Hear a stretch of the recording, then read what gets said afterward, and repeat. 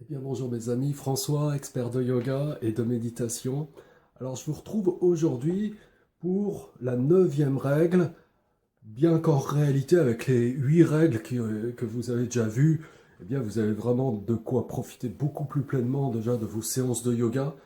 Mais bon, je voulais aussi préciser que quand on arrive en fin de séance, hein, eh bien c'est pareil, on peut après aller se changer, retourner dans sa vie habituelle, et puis très vite se retrouver dans un état de stress, dans un état de tension, repartir dans ses préoccupations, et puis se laisser entraîner par cette espèce de vague qui fait que bah, parfois une demi-heure après la séance, bah, ça y est, on est à nouveau stressé.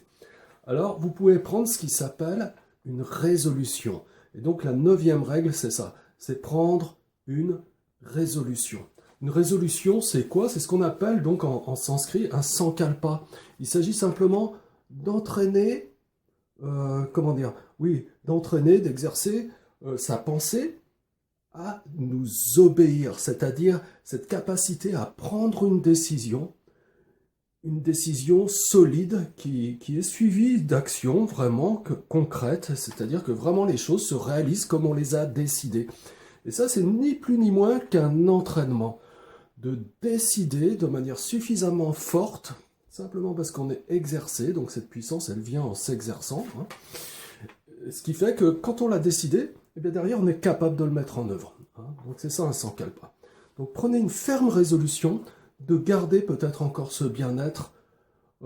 Si c'est en milieu de journée, si vous prenez un cours entre midi et 2 par exemple, que vous repartez à vos occupations habituelles, essayez de prendre une résolution, ne serait-ce que de garder tous ces bienfaits, au moins pendant encore une demi-heure, quoi qu'il se passe. D'être calme, tranquille, serein, que le flot de la vie puisse s'écouler librement, et puis que vous puissiez traverser tout ce que vous avez à vivre, quoi qu'il se passe. Voilà, que vous soyez en quelque sorte, on pourrait dire, imperturbable, ce qui n'empêche pas que vous soyez clairement conscient de ce qui se passe, mais que les circonstances extérieures, ma foi, n'impactent que peu sur votre calme intérieur. Donc gardez cela précieusement. Si vous prenez un cours en soirée, c'est beaucoup plus facile parce que bien souvent en soirée, vous avez terminé votre journée et vous rentrez chez vous. Alors vous pouvez décider de garder tous les bienfaits de la séance jusqu'à la fin de la journée, jusqu'au moment où vous allez rentrer dans le sommeil. Et ça, c'est la meilleure situation encore. Donc pas tomber dans des distractions, aller regarder la télé, les informations, passer des coups de fil, faire des sorties. Après la séance de yoga, rentrer chez soi, calme, tranquille, rester dans un état de recueillement. On a décidé de garder tous les bienfaits précieusement jusqu'à la fin de la journée, jusqu'au moment où on va rentrer dans le sommeil. Et si c'est le cas, si on fait comme ça, eh bien la nuit qu'on va passer va être radicalement différente. On va passer une nuit paisible, et finalement, on pourra dire que cette séance, au lieu d'avoir duré 1h15, 1h30, eh bien, elle peut durer comme ça des heures. Et les bienfaits, évidemment, sont directement proportionnels, c'est-à-dire, là, du coup, c'est comme si vous faites une séance de 10 heures, 12 heures, 15 heures.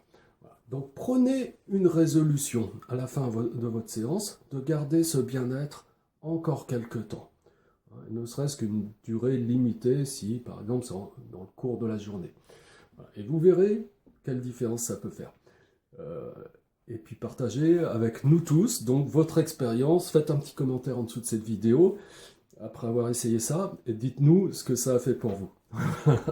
Et puis donc je vous donne rendez-vous pour la prochaine vidéo, la dixième règle à observer pour mieux profiter de vos séances de yoga. À bientôt mes amis. Au revoir.